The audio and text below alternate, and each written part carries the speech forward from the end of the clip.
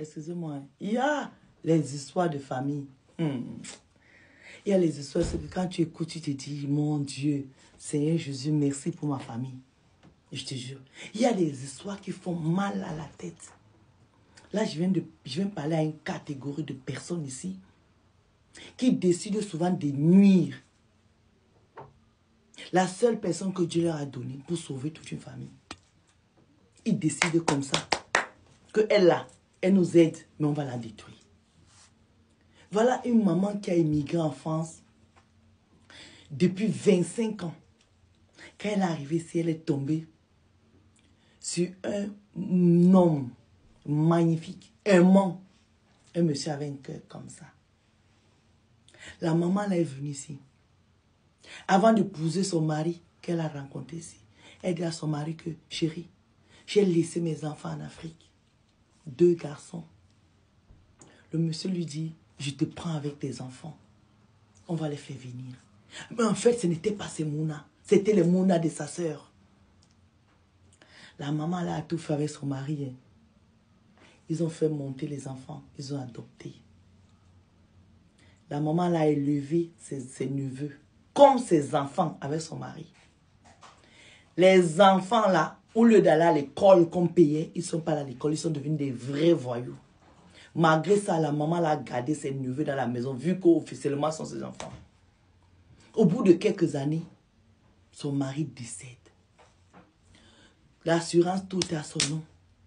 Mais vous savez qu'ici, quand le papa décède, maman a la moitié de la maison, les enfants la moitié de la maison. La maman là n'a pas investi au Cameroun. Parce qu'elle sait que quand elle va dailler, on va l'enterrer ici avec son mari dans le caveau familial.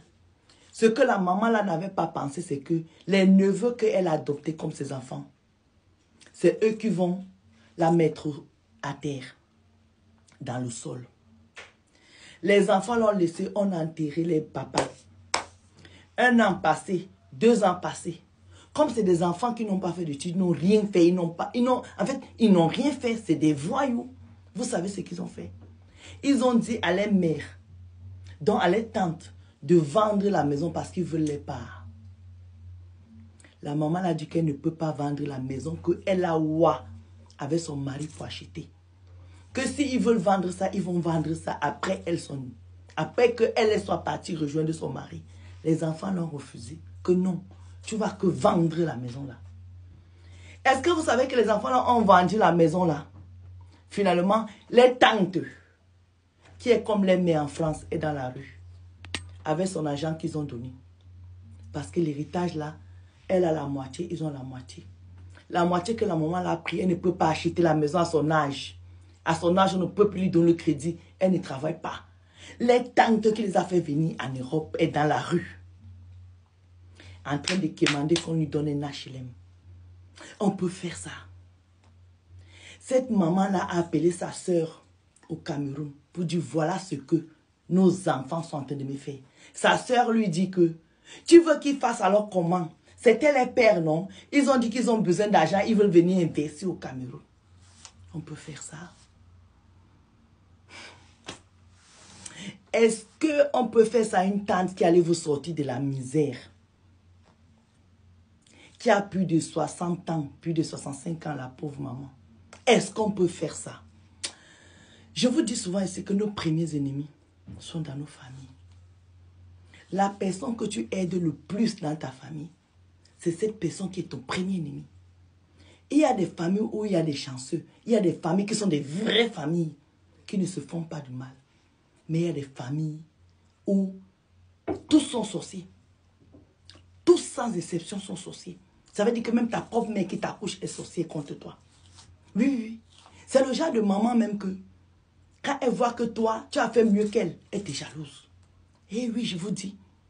Je ne sais pas si c'est Internet ou ce qui s'est passé, mais ça craint. Ouvrez les yeux. Ne prenez plus les risques pour personne. Prenez les risques que pour vos enfants. Parce qu'il y a des choses que mieux mon enfant me fait, mais pas l'enfant de ma soeur.